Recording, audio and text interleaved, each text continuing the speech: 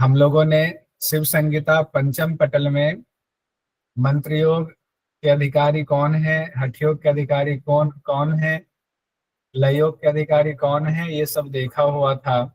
किसको कितनी साल में सिद्धि मिलती है ये भी देख लिया हुआ था। पूरा टेबल बना करके हम लोगों ने देखा था कि मृदु साधक मंत्र योग के अधिकारी होते हैं, लय योग के मध्य साधक होते हैं, अधिमात्र वाले हठ योग के अधिकारी होते हैं, और अधिमात्रतम वाला सभी योगों के अधिकारी होते हैं, यानी सभी साधना वो कर सकते हैं। फिर हम लोगों ने कितने साल में सिद्धि मिलती है ये देखा था।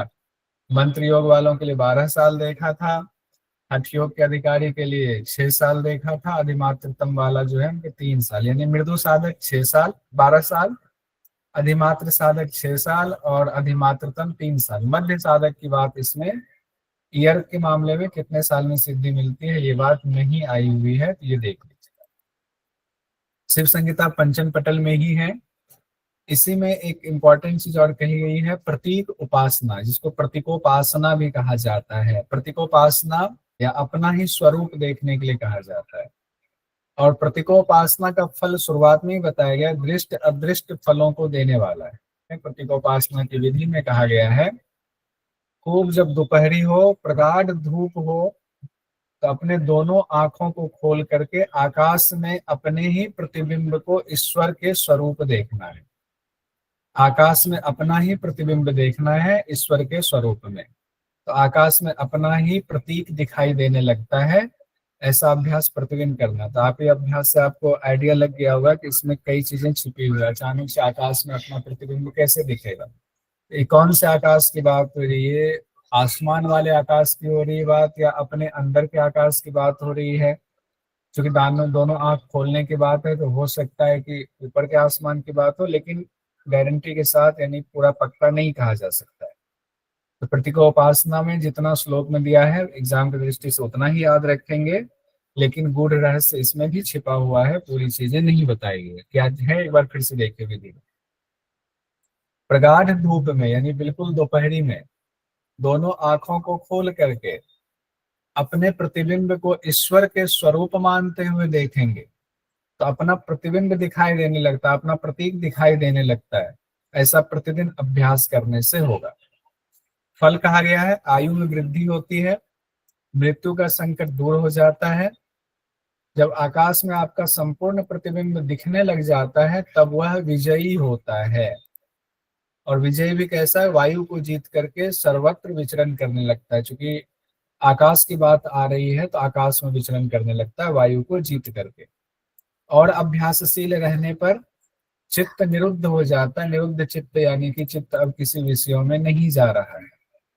फिर अपने भीतर वो साधक परमात्मा का साक्षात्कार करने लगता है। जैसे चित्त निरुद्धावस्था में जाता है, अपने अंदर ही परमात्मा का साक्षात्कार होता है, और परमात्मा का साक्षात्कार हुआ तो मुक्ति को प्राप्त कर लेता है।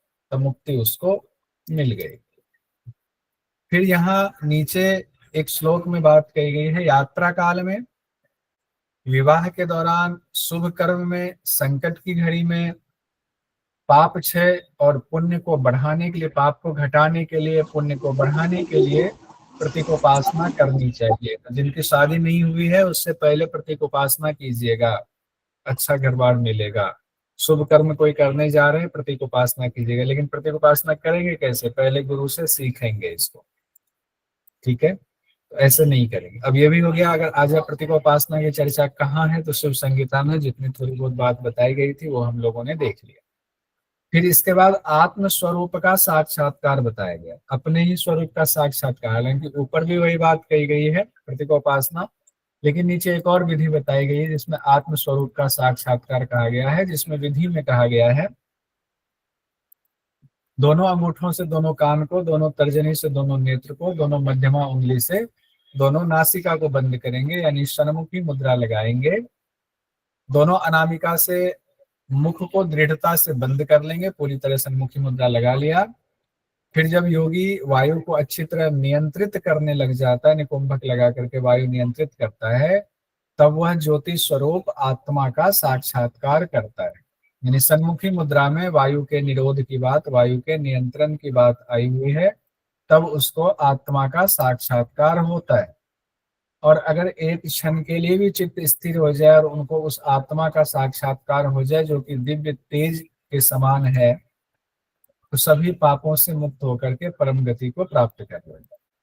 उन्होंने दिव्य तेज का दर्शन कर लिया, कितनी देर के लिए, एक क्षण के लिए भी, तो सभी पापों से मुक्त और परम गति को प्राप्त कर लेता है। ठीक है, ये क्वेश्चन में आया, नीचे देखिए। और जब वो निरंतर अभ्यास करता है तो समस्त देहों को भूल करके स्वयं को आत्मा मान लेता है, यानी समाधि लग जाती है आत्मा में कि मैं ही आत्मा हूं, देह से संबंध को भूल जाता है। और गुप्त रूप से सदा इसका अभ्यास करना चाहिए। जब गुप्त रूप से इसका अभ्यास करते हैं, अभ्यास की सिद्धि होने पर पाप में अगर वो लिप्त रहा है तो भी निश्चित रूप से ब्रह्म में लीन हो जाता है। यानी चित्त स्थिर हुआ तो ब्रह्म अवस्था की प्राप्ति जरूर होगी, भले ही उन्होंने कितना ही पहले पाप किया हुआ हो। अब पाप भोगने के लिए भले ही शरीर में बना रहे, लेकिन वो योग अवस्था में आकर के बाद में जो है अपना पाप को काटते रहेंगे, लेकिन योग अवस्था में अवस्थित हो गए। फिर नाद की बात आई है, नाद भी सुनाई देता है क्रम से अभ्यास करने पर। अब यहाँ यही कहा गया, क्रम से अभ्यास करते जाएंगे। तो यहाँ ये मान लेते हैं जो अभ्यास ऊपर से प्रतीकोपासना बताई गई है, उसमें फिर आत्मदर्शन की स्थिति बताई गई है, हो सकता है उसी क्रम में ये बात आती होगी, नाद की चर्चा आती होगी कि क्रम से अभ्यास करने पर हमारे अंदर नाद सुनाई देने लगता है। कैसे नाद सुनाई देता है वो देखिए। पांच ही नाद की चर्चा आई हुई है। भ्रमर की नाद सुनाई देती है, वेणु और वीणा की नाद सुनाई देती है, वेणु मतलब बंसी, बंसी और वीणा की नाद सुनाई देती है, और घंटा नाद, और अभ्यास बढ़ने पर घंटा नाद, मेघ गर्जन सुनाई देता है। यहाँ पर क्या अंतर है ये समझने की कोशिश कीजिए। अभी तक जितने ग्रंथ को हमने पढ़ा सब में जो महान नाद था, यानी ज्यादा जोर की आवाज वाले नाद की चर्चा पहले की गई है, सूक्ष्म नाद की चर्चा बाद में की गई। लेकिन शिव संगीता में अगर देखें श्लोक के हिसाब से, ये नहीं कह रहा हूं कैसा कहा गया है, ध्यान रखिएगा, आध्यात्मिक दृष्टि से नहीं, सिर्फ परीक्षा की दृष्टि से बात हो रही है।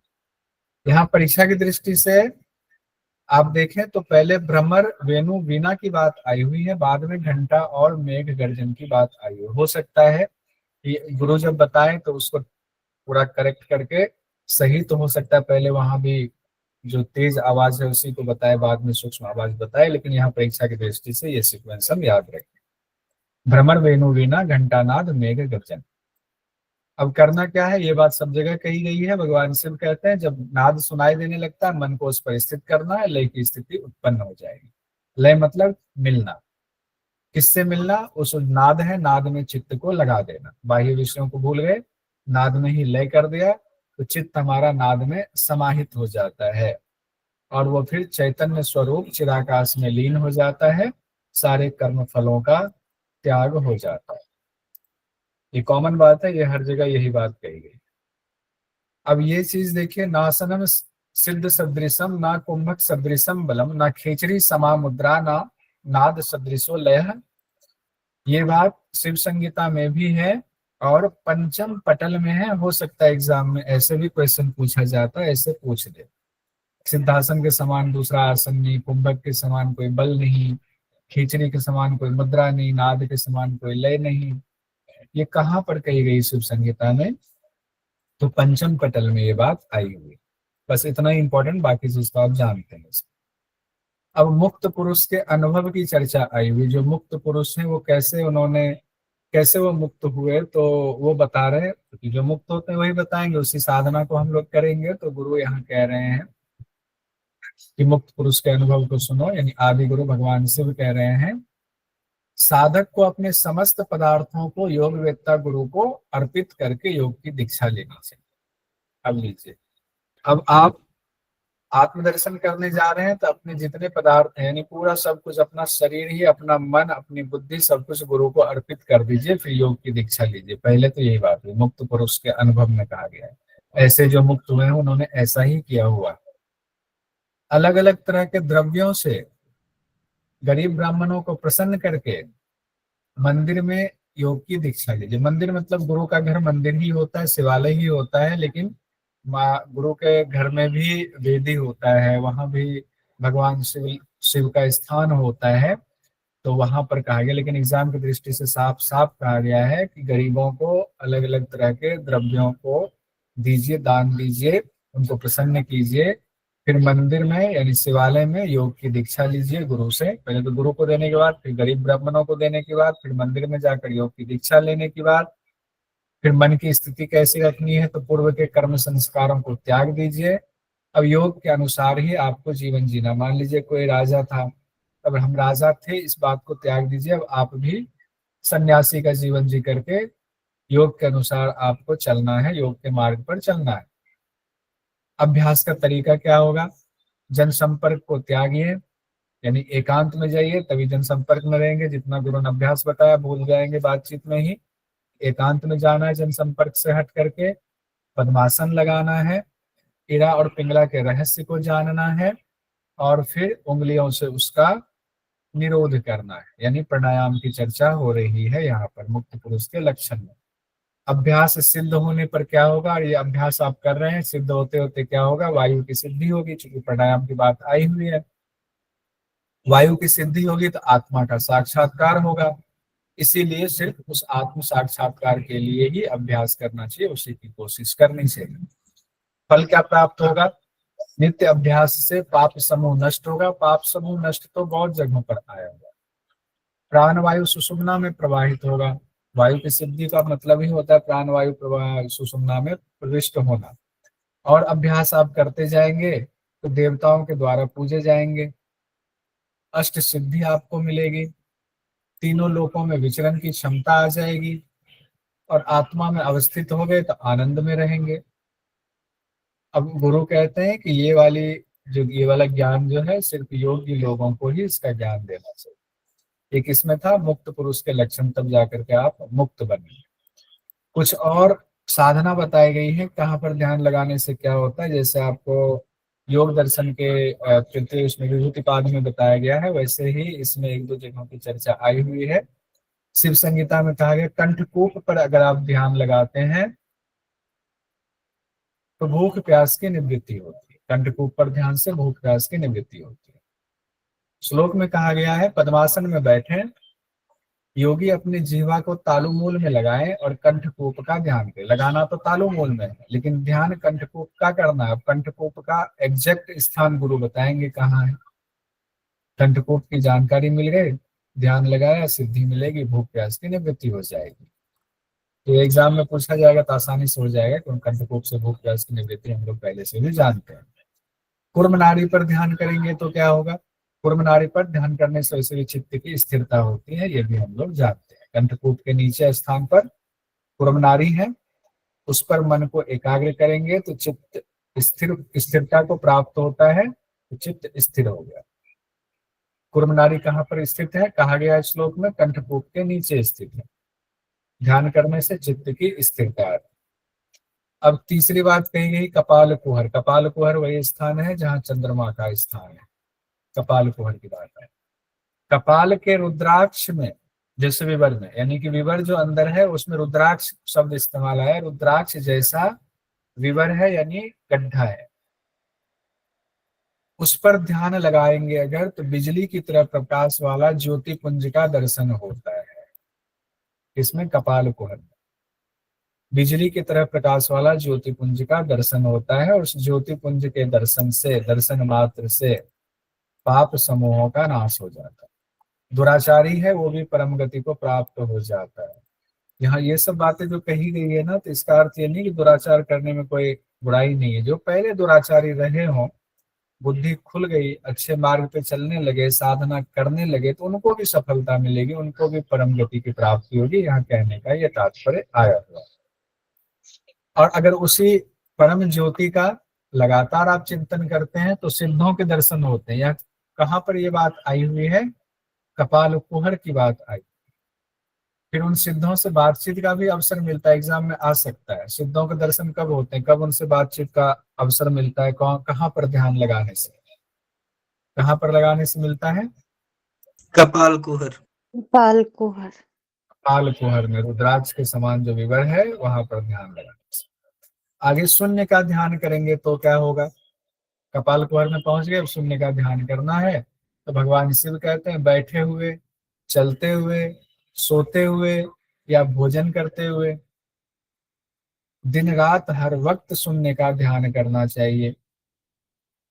तब रुद्राक्ष विवर रूप आकाश में, उसी शून्य की बात आई, रुद्राक्ष विवर रूप आकाश की बात आई, वहीं पर शून्य का ध्यान करते हैं। तब क्या होता है, चिदाकाश में लीन हो जाता है, उसी आकाश में योगी का चित्त लीन हो जाता है और भगवान शिव के जैसा वो योगी हो जाता है। भगवान शिव खुद कहते हैं कि लगातार अभ्यास से वो योगी भी मेरे जैसा हो जाता है, कि शिव के समान हो जाता है। कहाँ, शून्य में ध्यान करने से। शून्य से सौ से शून्य, सौ से शिव, सभी भूतों का स्वामी हो जाता है। भगवान शिव भी सभी भूतों के स्वामी, कहा जाता है भगवान शिव भूतों के स्वामी। भूत का तात्पर्य वो वाले भूत नहीं है जो डराने वाला है, जो किसी को कुछ भी नुकसान पहुंचाए, रात में डराने वाला। भूत से तात्पर्य है जो पंच महाभूत की पूरी सृष्टि है। तो पंच महाभूत की पूरी सृष्टि के मालिक स्वामी शिव है, इसका यही अर्थ है। आशा निराशा से परे हो जाता है वो साधक जो शिव बन जाते हैं, अपरिग्रही हो जाता है, फिर भी उसको किसी चीज को अब जमा करने की जरूरत नहीं है, सभी लोगों का प्रिय हो जाता है। अब है, एक योगी भगवान शिव जैसा कब हो जाता है, जब चिदाकाश में लीन होता है या जब शून्य पर ध्यान लगा करके उसको सिद्धि प्राप्त हो जाती है। ये भी क्लियर हो गया। अब हम लोग आते हैं नासाग्र पर अगर ध्यान लगाते हैं तो क्या होगा। पद्मासन में स्थित होकर योगी जब नासिका पर ध्यान लगाता है तब मन सभी विकल्पों से रहित हो जाता है। संकल्प विकल्प मन का कार्य है, संकल्प विकल्प, मन संकल्पात्मक विकल्पात्मक होता है, तो ये मन संकल्प विकल्प से रहित हो जाता है। कब, जब नासिका के अग्रभाग पर ध्यान लगाया जाए तब खेचरी की सिद्धि होती है, जो बहुत इंपॉर्टेंट है, नोट कर लीजिए इसको। नासिकाग्र ध्यान लगाने से खिचड़ी की सिद्धि हो जाएगी, ये बात कही गई है। कितना इंपॉर्टेंट, एग्जाम में पूछा जा सकता है, अभी तक नहीं पूछा गया है। उत्तम योगी निर्मल परम ज्योति के दर्शन करता है और ज्योति का रक्षक हो जाता है। जिस ज्योति का दर्शन करता है, जिस आत्मा का दर्शन करता है, उस आत्मा में अवस्थित हो गया तो आत्मा का रक्षक भी हो गया। रक्षक का मतलब अब उसी में अवस्थित है, उसको छोड़ करके कहीं विषयों में नहीं जाता है। नोट कर लीजिएगा इसको भी। थकान मिटाने के लिए भी एक अभ्यास बताया गया, शवासन वाले अभ्यास की चर्चा आई हो। शवासन शब्द भले ही नहीं है, लेकिन कहा गया है योगी थकान मिटाने के लिए भूमि पर चित्त लेट करके निरंतर ध्यान करें। तो किस तरह चित्त लेटना है, जमीन पर चित्त लेटना है और निरंतर ध्यान करना है। कई जगहों पर यहाँ ये दो लाइन में थोड़ा सा अंतर आता है व्याख्या। सिर के पिछले भाग पर ध्यान करना, कई लोगों ने दोनों के एक साथ जोड़ा हुआ है, कई लोगों ने, कई व्याख्याकारों ने अलग किया हुआ है। चित्त लेट गए और सिर के पिछले भाग पर ध्यान करेंगे तो थकान भी मिटेगी, योगी मृत्यु को जीत लेगा। लेकिन कई जगहों पर, जैसे कैबल्य धाम में अलग अलग किया गया, सिर के पिछले भाग पर ध्यान करेंगे तो योगी मृत्यु को जीत लेगा सिर के पिछले भाग पर ध्यान करने से। फिर अन्य रस और उसके पोषण की चर्चा भी आई हुई है, हम लोगों ने पढ़ा हुआ था। अन्न के प्रकार भगवद गीता में सर्व पेय लेह्य और चोष्य पढ़ा हुआ था। और यहाँ पर कहा गया चारों प्रकार के अन्न से, यानी ये जो चार प्रकार के अन्न है, चबाने वाला, पेय पदार्थ, लेह्य हलवा टाइप का या शहद, चोष्य गन्ना चूसने वाला, इस तरह के जो खाद्य पदार्थ हैं वो तीन प्रकार का रस बनाता है ये सभी अन्न, और तीन भाग में विभाजित हो जाता है हमारे शरीर में। कैसे विभाजित हो जाता है, ये ध्यान से देखिए। सारभूत भाग जो होता है उस रस का लिंग शरीर का पोषण करता है। वो सारभूत भाग, ये हो गया बहुत सूक्ष्म वाली बात। सारभूत भाग, सूक्ष्म जो भाग है वो लिंग शरीर का पोषण करता है। दूसरा भाग होता है, तीन भाग बनाना, दूसरा भाग होता है सप्त धातु में शरीर का निर्माण और पोषण करता है। पूरा शरीर जो 7 धातुओं से बना है उसके निर्माण में सहायक होता है, उसका पोषण करता रहता है। तीसरा भाग बाहर निकल जाता है मलमूत्र आदि प्रकार से, जो हमारे शरीर से बाहर जो गंदगियां निकलती हैं, 7 प्रकार से बाहर कहा गया है निकलता है, मलमूत्र आदि 7 प्रकार से बाहर निकल जाता है। अब नारियों का वर्णन है, उसी रस से जुड़ा हुआ नारियों के वर्णन में चर्चा है। पहले के 2 रस नारी रूप में है, प्रथम और दूसरा रस, तीसरा तो बाहर निकल जाता है, 2 ही बचा। तो 2 रस जो नारी के रूप में सभी नारियों में वो जाते हैं। शरीर का पोषण होगा कैसे, जब तक वो सभी नारियों में प्रवाह नहीं होगा उन रसों का, तब तक पोषण नहीं होगा। तो इसे भी ध्यान रख लीजिएगा, वे दो रस सभी नारियों में सिर से पांव तक उनका वायु वायु के साथ वो बहता है और उसका पोषण करता है। जब इन नाड़ियों से वायु का संचार होता है तब अन्य रस इस शरीर में एक समान भाव से पूरे शरीर का सप्त धातु का पोषण करता है। और कार्य रूप में 14 नाड़ियां प्रमुख हैं, ना किसी से कम महत्वपूर्ण ना किसी से ज्यादा महत्वपूर्ण। तो 14 नाड़ियों की चर्चा हम लोग पहले कर चुके हैं, यहाँ एक बार बस इतनी बात आई। अब देखिए कंद का स्थान आया हुआ है, चंदन जी है ना क्लास में। पहले हम लोगों ने जो मूलाधार चक्र वगैरह ऊपर देखा हुआ था, वहां पर कंद शब्द का स्थान नहीं बताया गया, लेकिन यहाँ कंद बताया गया है। जहां पर नाड़ी 14 नाड़ी की जहाँ चर्चा थी वहां पर मूलाधार चक्र आया हुआ था। अब कंद स्थान 5वें पटल में आकर के बताया हुआ है। गुदा से 2 अंगुल ऊपर, ध्यान से देखिएगा थोड़ा सा अलग है। गुदा से 2 अंगुल ऊपर, मेढ यानी जेनेटिक ऑर्गन से 1 अंगुल नीचे, 4 अंगुल विस्तार वाला समकोण आकार में कंद स्थित है। लिंग से 1 अंगुल ऊपर, गुदा माफी चाहूंगा, लिंग से 1 अंगुल नीचे, गुदा से 2 अंगुल ऊपर, 4 अंगुल विस्तार वाला कंद का स्थान कहा गया। तो कहाँ हुआ? मेढ और गुदा के बीच में हुआ। और पीछे की ओर मुख किए हुए एक योनि स्थान भी है वहीं पर, गुदा और मेढ के बीच में योनि स्थान हम लोगों ने पहले भी पढ़ा था। उसी में कंद की स्थिति कही गई। इसका अर्थ ये हुआ, अगर ऊपर से जो पहले पढ़ा उसको और इसको मिलाएं तो जो आपका मूलाधार चक्र है उसी में योनि का स्थान है, उसी के बीच में कंद का स्थान है और उसी कंद से सभी नाड़ियां निकलती है। अगर दोनों को मिलाएं तो यही अर्थ निकलता है। और मूलाधार चक्र के बारे में कहा गया था गुदा और मेढ के बीच में, दोनों के बीच में स्थित वो आधार है, आधार मतलब आधार पद्म है। तो क्लियर हो गया। नेहा जी है, नेहा जी ने ये सवाल पूछा था कि वो कि पहले वाला उसको माने इसको माने किसको माने, कंफ्यूजन हो रही है। तो अब कंफ्यूजन क्लियर हो जानी चाहिए। उसी कंद में कुंडलिनी का वास है। कंद का अर्थ है, कंद कहाँ पर है पहले अगर हम ये जानेंगे तो मूलाधार में हुआ, तो मूलाधार में ही कुंडलिनी का वास है। कुंडलिनी के बारे में अभी चर्चा पंचम पटल में और की गई है, विस्तार से समझाया गया कि ब्रह्मरंध्र कहाँ से कहाँ तक है, उसके अंदर जो चित्रा नाड़ी है उसकी स्थिति बताई गई, फिर ब्रह्मरंध्र के विवर की स्थिति बताई गई है, फिर कुंडलिनी का स्थान बताया गया है, आगे बताया गया है, वो हम लोग देखेंगे। अब यहाँ पर यहाँ तक हम लोगों ने देख लिया, कुंडलिनी की स्थिति भी देख ली, कंद में कुंडलिनी का वास है। कुंडलिनी सभी नाड़ियों को घेर करके 3.5 फेरा लगा करके टेढ़ी मेढ़ी आकृति में अपने मुंह को पूंछ में डाल करके सुषुम्ना के उस विवर के मुख पर स्थित है, उसको ढक करके 3.5 फेरा कहा गया है। कई जगहों पर किताब में 8 लिखा हुआ, अष्टधा, वो अष्टधा कुंडलिनी के लिए नहीं लिखा हुआ है, तो बाकी नाड़ियों के लिए लिखा हुआ है, तो आगे आएगा उसको हम लोग देखेंगे। 3.5 फेरा ही है। गुदा मेढ के बीच में योनि, योनि में कंद का स्थान, कंद में कुंडलिनी का वास, और ये सब कहाँ है? मूलाधार चक्र में है। एक और बात आई हुई है, संधि स्थान में कुंडलिनी। अब उसके लिए एक और शब्द का इस्तेमाल किया गया, संधि स्थान कहा गया है। संधि स्थान में कुंडलिनी सोई हुई है। कुंडलिनी किस लिए? वाग्देवी शब्द का इस्तेमाल आया है। वाग्देवी शब्द का इस्तेमाल पहले भी आया था।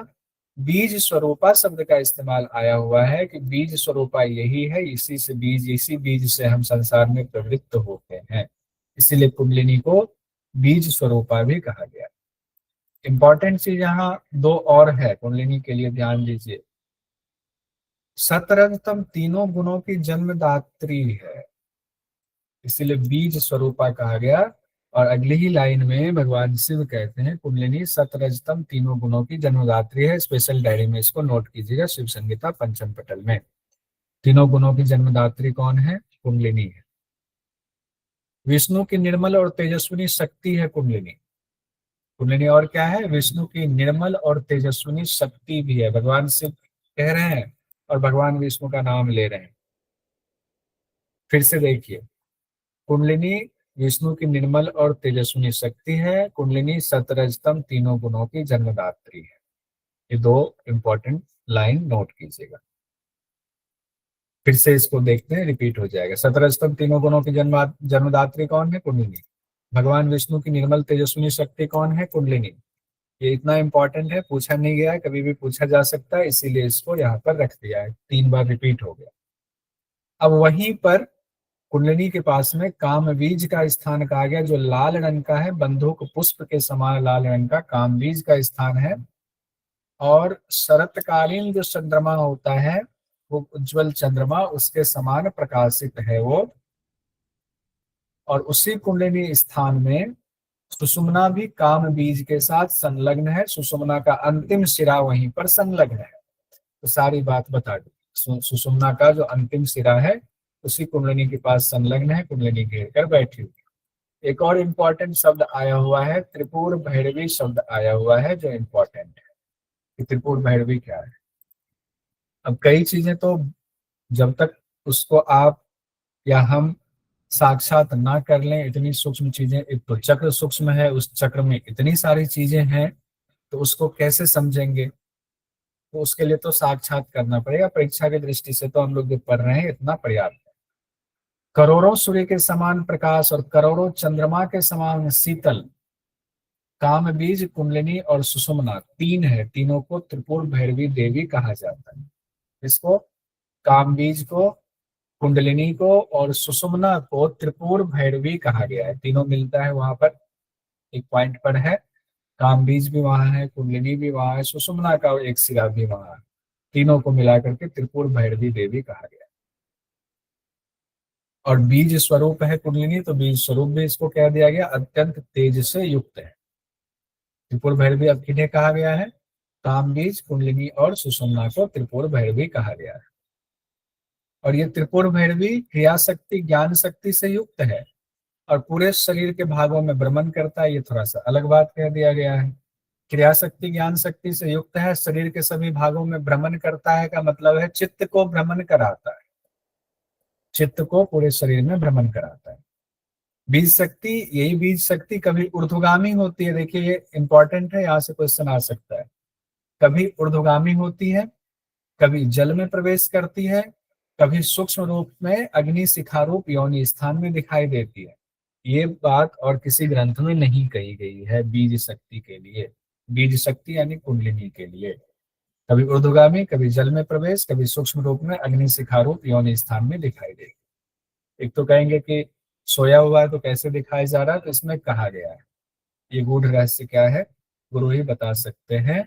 और वहीं पर परम उत्कृष्ट स्वयंभू लिंग का भी स्थान कहा गया, स्वयंभू लिंग भी वहीं पर है, जो पहले से मौजूद है, आत्मस्वरूप है, परम तेज रूपी है। स्वयंभू लिंग भी मूलाधार चक्र में ही है।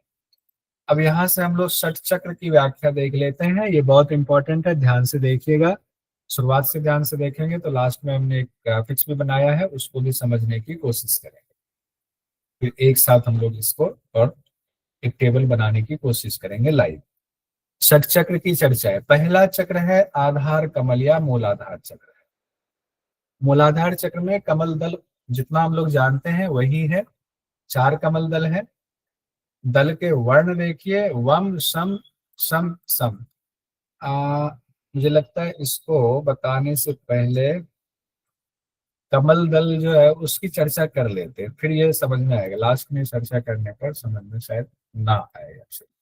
हम लोग जानते हैं चक्र कितने हैं। एक तो आधार चक्र है हमारा, आधार चक्र हो गया, फिर स्वाधिष्ठान, फिर मणिपुर, फिर अनाहत, फिर विशुद्धि और फिर आज्ञा चक्र है। कैसे मानेंगे कौन सा वर्णमाला किस चक्र में किस कितने पेटल्स हैं उसमें है।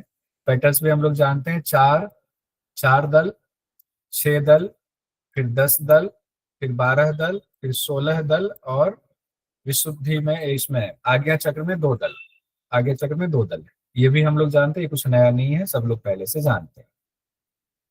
वर्णमाला हम लोग जानते हैं आ ई उ ऊ, री री लिरी लिरी। आप कहेंगे री री लिरी लिरी 2 बार क्यों है, तो इसमें एक री ह्रस्व री है, एक दीर्घ है, एक लिरी में ह्रस्व लिरी है और एक दीर्घ लिरी है, इसीलिए री री लिरी लिरी लिखा हुआ है। ए ओ औ अंग अह। फिर से हम लोग ना दूसरी तीसरी क्लास में पहुंच गए, याद कर रहे हैं। फिर कवर्ग है, काखा गाघा अंगा चाछा जाझा यहाँ चवर्ग है। फिर टवर्ग है ट ठ ड ढ ण, फिर तवर्ग है त थ द ध न, फिर पवर्ग है प फ ब भ म, फिर लास्ट में हम लोग पढ़ते हैं य र ल व, य र ल व, तालव्य स, मूर्धन्य स, दंत स और ह। यहाँ तक है। एक अभी छोड़ दीजिए। एक क्षत्रज्ञ भी होता है, ये भी हम जानते हैं। एक क्षत्रज्ञ, चलिए एक क्षत्रज्ञ तक ले लिया। अब देखिए कैसे हम मानेंगे किस चक्र से है। विशुद्धि चक्र से पहले, आज्ञा चक्र को अभी छोड़ दीजिए। विशुद्धि चक्र में अ से लेकर के अह तक 16 दल होते हैं। इस पूरा सीक्वेंस में 16 दल है। पूरा सीक्वेंस में 16 का 16 एक लाइन से उठा लीजिए। ये 16 दल कमल में इसको बिठा दीजिए। यही वर्ण हो गया आपका, मंत्र हो गया, बीज मंत्र हो गया। अम आम ईम जो भी है बीज मंत्र, ये 16 हो गया। यहीं से वर्णमाला से लिया गया वर्ण। विशुद्धि से नीचे कौन सा है? अनाहत। अनाहत में कितने दल हैं? 12 दल होते हैं। अब यहाँ से वर्णमाला के 12 अक्षर को, 12 वर्ण को उठा लीजिए। कहाँ से उठाएंगे? क ख ग घ अंग 5 हो गए, च छ ज झ ञ 5 हो गए, 10 ट और ठ। तो यहाँ तक पूरा उठाएंगे तो ये हो गया आपका 12 संख्या में ये कंप्लीट हो गया। ये हो गया अनाहत का। आते हैं मणिपुर में। मणिपुर में कितना है कमल दल? 10। अब यहां से आगे 10 उठा लीजिए। ठ तक हो गया हमारा। ड ढ ण त थ द ध न प और फ। ये आपकी संख्या गिन लीजिए, ये 10 संख्या हो गया। ये 10 संख्या यहां से उठा लीजिए। ये आपका हो गया मणिपुर चक्र का। ये 10 संख्या मणिपुर चक्र का हो गया, ये कमल दल का। फिर स्वाधिष्ठान, मणिपुर के नीचे स्वाधिष्ठान है। स्वाधिष्ठान में कितने कमल दल हैं? 6 कमल दल। 6 कमल दल। उसके बाद वर्णमाला में बिठाइए ब भ म य र ल। 6 हो गए। 6 स्वाधिष्ठान के लिए आपका कमल दल का वर्ण हो गया। फिर आधार चक्र में आते हैं। आधार चक्र में कितने हैं? 4 दल है। वहां से ल के बाद ले लीजिए व स श स, व तालव्य स, मूर्धन्य स और दंत स। ये 4 वर्ण हो गए आधार चक्र के। जो 4 कमल दल है उसके पेटल्स हो गए। यह कंप्लीट हो गया। अब उसके बाद बच गया इसका यार अलावा ह। ये ह रह गया और अक्षर। आगे चक्र के 2 ही है तो उससे आगे 2 लीजिए, ह और अक्षर। ये दोनों ले लेंगे तो आज्ञा चक्र का 2 दल हो जाएगा, जिसका बीज मंत्र हो गया ह और अक्षर। ये वर्णमाला में बैठा हुआ। एक बार ध्यान से बैठा लीजिए, आपको सारे वर्णमाला का याद पर, सभी चक्रों का याद हो जाएगा। आगे बढ़ते हैं। अब हम लोग एक एक चक्र को देखते हैं।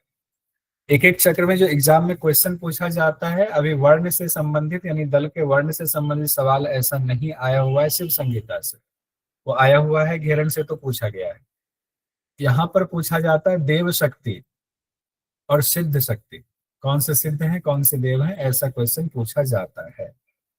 पहला जो हमारा है आधार कमल, जिसको मूलाधार चक्र कहते हैं। 4 कमल दल है। कमल दल के वर्ण हम लोगों ने अभी देखा, वम सम शम सम। ये 4 दल हो गए। देव शक्ति डाकिनी है, इसका भी निमोनिक हम लोग देखेंगे। देव शक्ति है, डाकिनी। सिद्ध है यहाँ पर द्विरंड नामक सिद्ध है। कमल दल जो 4 हैं मूलाधार में, सिद्ध कौन है? द्विरंड नामक सिद्ध है। और इसका रंग क्या है? वर्ण स्वर्ण आभा युक्त कहा गया है। मूलाधार चक्र को स्वर्ण आभा युक्त यानी पीला कलर भी कह सकते हैं। डाकिनी और द्विरंड एक साथ, अभी इसको ध्यान कीजिएगा, एक साथ बना लेंगे। मूलाधार पद्म के बीच में योनि स्थान है, वहीं कुंडलिनी शक्ति है।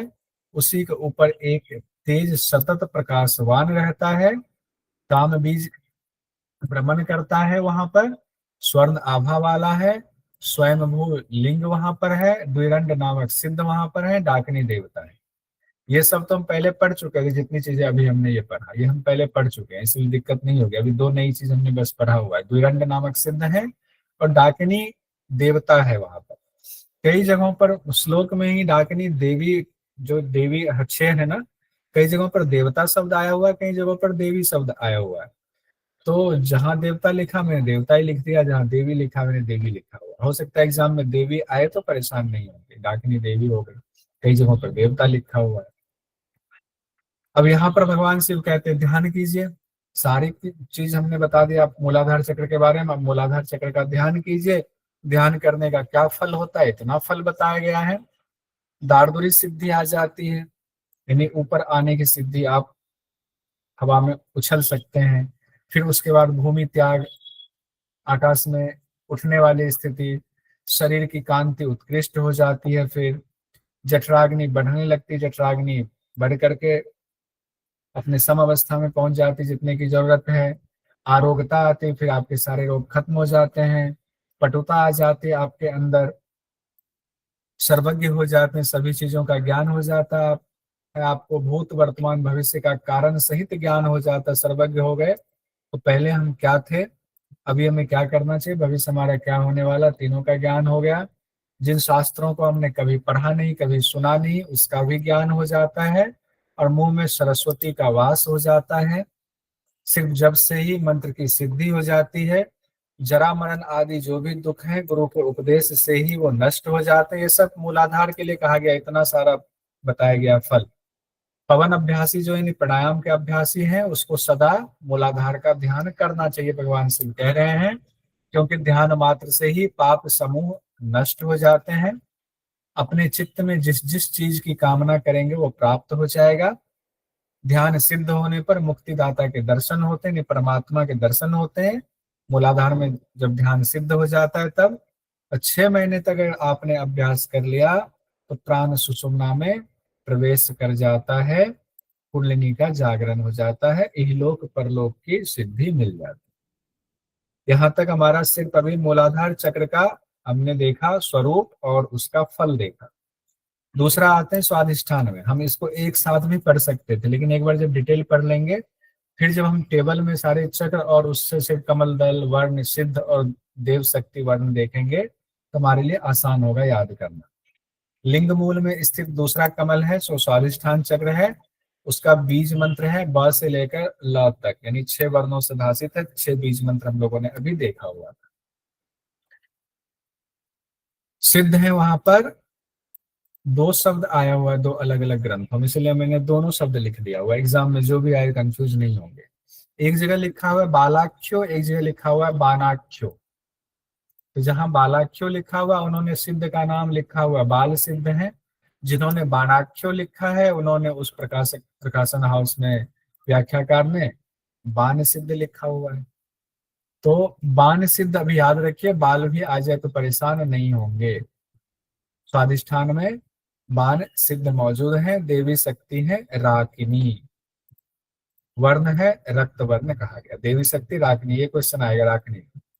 ऊपर क्या था, ऊपर कौन सी शक्ति थी, डाकिन डाकिनी। डारा अब हो गया डारा, अभी तक डारा हो गया। चलिए डारा से आगे बढ़े।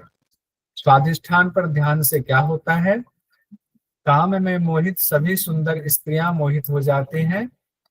काम से पीड़ित, यहाँ पर कह सकते काम से मोहित या पीड़ित, मोहित मोहित सब 2 बार आया हुआ है, बाकी जगहों पर पीड़ित शब्द आया।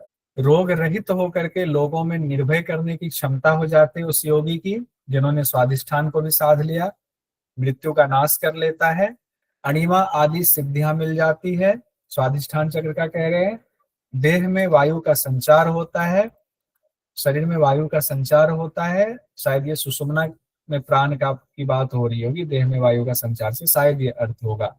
आकाश पंकज से सोमरस की वृद्धि होने लगती है। इस आकाश से सोमरस जो टपकता है उसकी शरीर में वृद्धि होने लगती है। डारा तक पहुंच गए।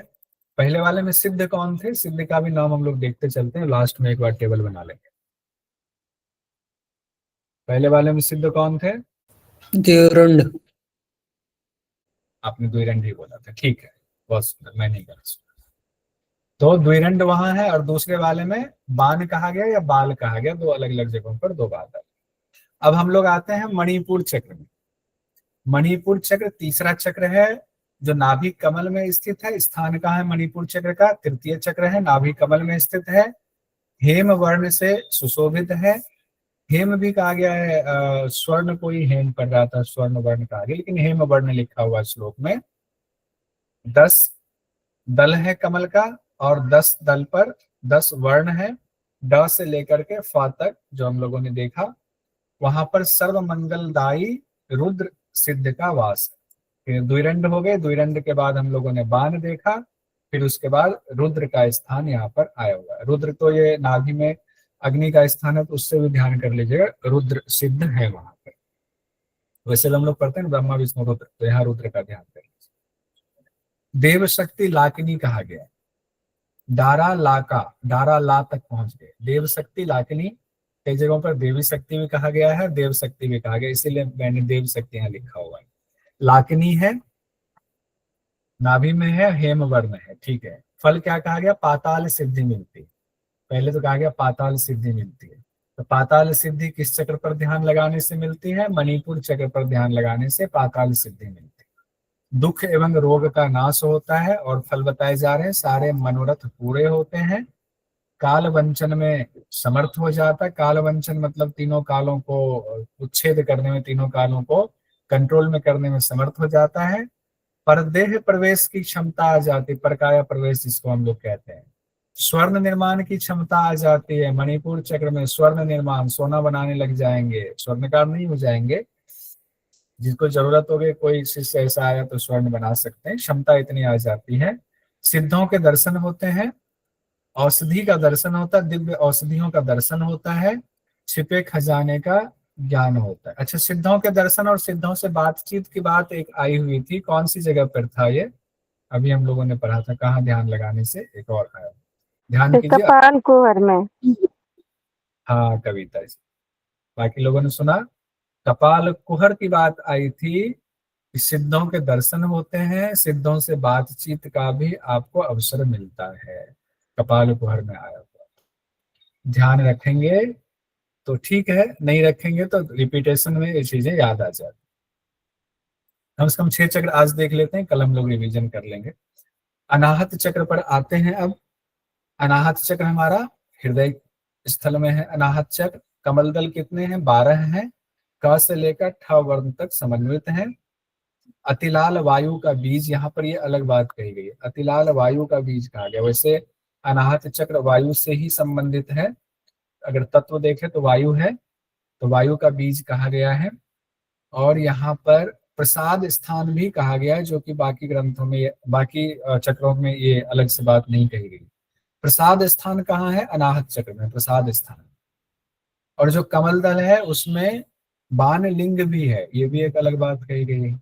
बाण लिंग, प्रसाद स्थान भी कहा गया है, बाण लिंग कहा गया है, अतिलाल वायु का बीज कहा गया है।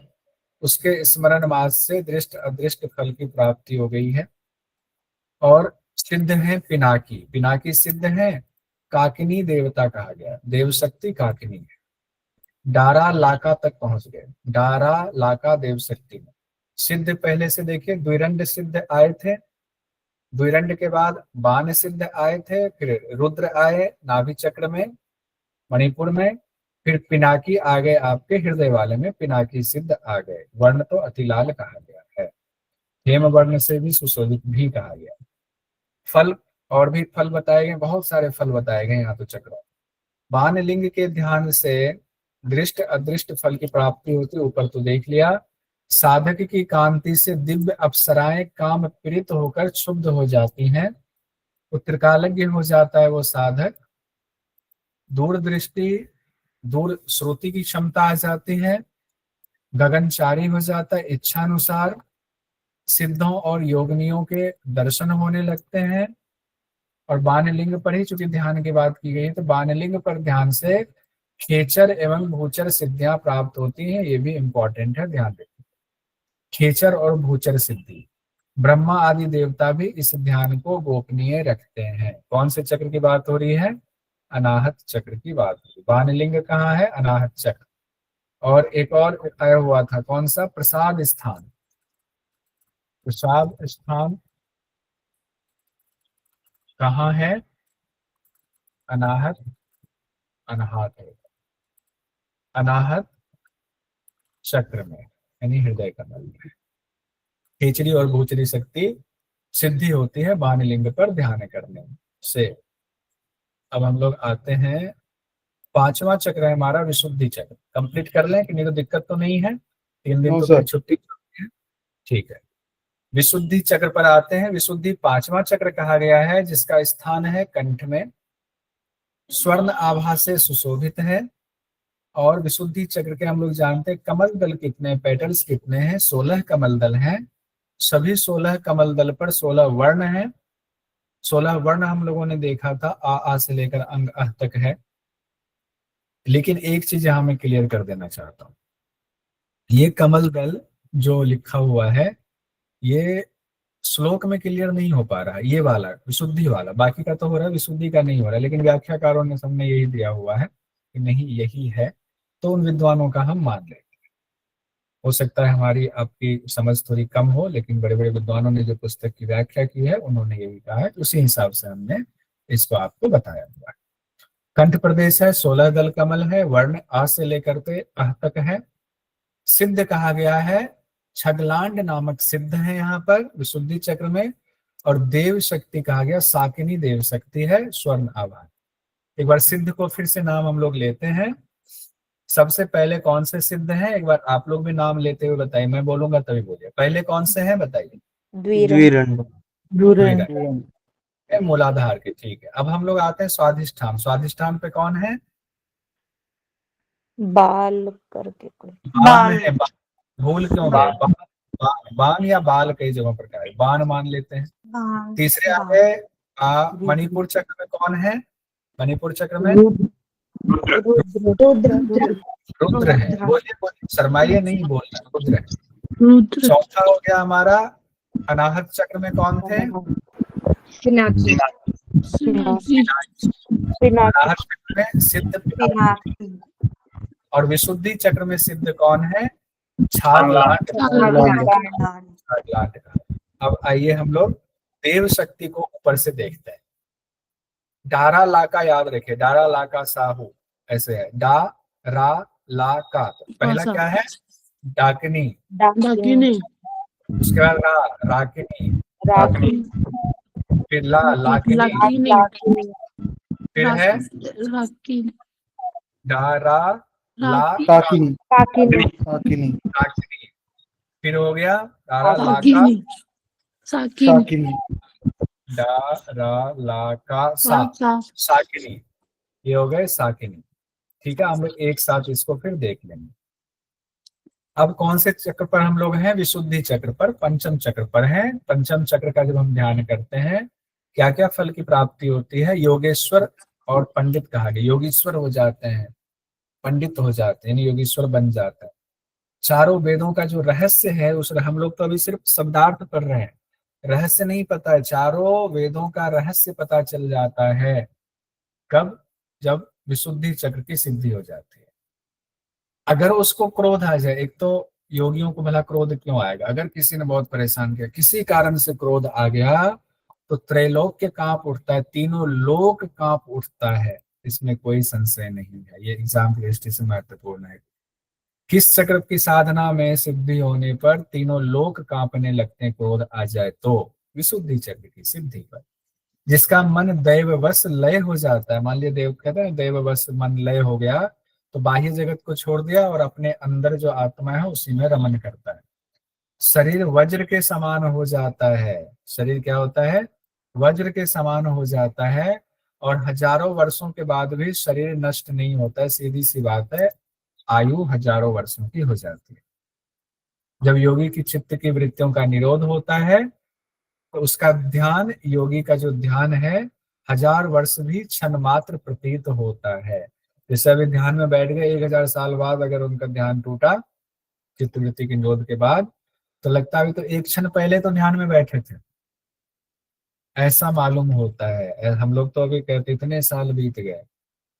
कहाँ ध्यान लगाने पर साधक को क्रोध आ जाए तो तीनों लोग कांपने लगते हैं, विशुद्धि चक्र पर। किस योगी को 1000 वर्ष भी क्षण मात्र लगता है, विशुद्धि चक्र में ध्यानस्थ योगी को। अब हम लोग छठे चक्र पर पहुंच गए हुए हैं, आज्ञा चक्र पर। आज्ञा चक्र का स्थान बताया गया है, भूमध्य में आज्ञा चक्र का स्थान है। कमल दल 2 ही है, 2 पत्र वाला कमल स्थित है, वर्ण शुक्ल है। महाकाल नामक सिद्ध मौजूद है यहाँ पर, और यहाँ पर अधिष्ठात्री देवी है, या अधिष्ठात्री देव है हाथिनी। कौन है? हाकिनी देवी मौजूद है। यहाँ पर शरतकालीन चंद्रमा के आभा के समान अक्षर बीज मौजूद है। इसे जान करके परमहंस योगी कभी दुखी नहीं होता है।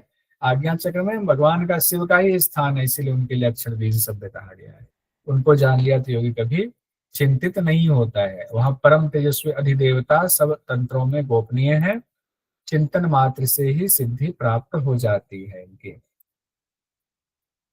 अब भगवान शिव कहते हैं वही आज्ञा चक्र में मैं तृतीय लिंग के रूप में मौजूद हूँ। ये याद रखेंगे। तृतीय लिंग से तात्पर्य इनका है भगवान शिव का। भगवान शिव तृतीय लिंग के रूप में मौजूद हैं और क्या करते हैं? साधकों को मुक्ति देते हैं। और भगवान शिव खुद कहते हैं कि उनके ध्यान से साधक मेरे जैसा हो जाता है, शिव जैसा हो जाता है। यहाँ पंचम पटल बहुत बड़ा पटल है शिव संगीता में। भगवान कहते हैं इडाही पिंगला ख्याता वरुणासीति होच्यते वाराणसी तयोर मध्य विश्वनाथो अत्र भासितः। इडा और पिंगला दो नारी है जिसको वरना और असी नाम से जाना जाता है, ख्याति है उसकी। उसी के बीच में वाराणसी है जहां साक्षात भगवान विश्वनाथ मौजूद है। ऐसे हम लोग जानते हैं ना, वाराणसी जाते हैं किनके दर्शन करने जाते हैं? बाबा विश्वनाथ के दर्शन करने जाते हैं। वो बाबा विश्वनाथ हमारे अंदर भी मौजूद है, बाहर तो है ही, अंदर भी मौजूद है। वो क्या है देखिए, इड़ा को वरना कहा गया, पिंगला को असी कहा गया। वरना प्लस असी वाराणसी, कहाँ? आज्ञा चक्र में वाराणसी कहा गया। दोनों इड़ा पिंगला के बीच में वाराणसी, यानी दोनों नारियों के बंध में वाराणसी है। और वहां कौन मौजूद है? बाबा विश्वनाथ विराजमान है। उन्हीं का ध्यान करना है, बाबा विश्वनाथ का ध्यान करना।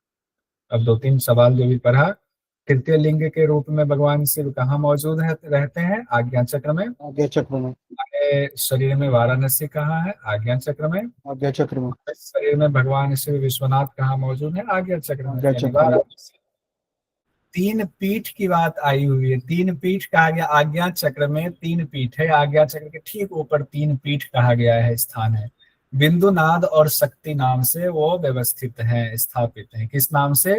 बिंदु, नाद और शक्ति। ये अपनी डायरी में लिखिए, स्पेशल डायरी में, शिव संगीता। तीन पीठ कहाँ है? आज्ञा चक्र के ऊपर। तीनों पीठ कौन सा, नाम क्या है? बिंदु, नाद और शक्ति। श्लोक में एज इट इज यही लिखा हुआ है। अब आज्ञा चक्र में ध्यान लगाएंगे तो क्या फल की प्राप्ति होगी? पूर्व जन्म के अर्जित पाप समाप्त हो जाएंगे। यक्ष, राक्षस, गंधर्व, अप्सराएं, किन्नर ध्यान रत साधक के चरणों की सेवा करने लगते हैं। अरे बाबा रे! यक्ष, राक्षस, गंधर्व, अप्सराएं, किन्नर, ये ऐसे ध्यान में बैठे हुए साधक के चरणों की सेवा करने लगते हैं। पहले पांचों चक्र पर ध्यान लगाने से जो फल प्राप्त होते हैं वे सभी इस एक चक्र के ध्यान से प्राप्त हो जाता है, आज्ञा चक्र के ध्यान से। लेकिन ध्यान रखिएगा, आज्ञा चक्र में डायरेक्ट नहीं पहुंचते, पहुंचेंगे तो सीक्वेंस से। वासना के बंधन से साधक मुक्त हो जाता है। ऐसा नहीं कि यक्ष, राक्षस या अप्सराएं शब्द आ गया तो वासना में फंस जाएंगे, नहीं, वासना से मुक्त हो जाता है। आज्ञा चक्र के ध्यान से परमात्मा में लीन हो जाता है।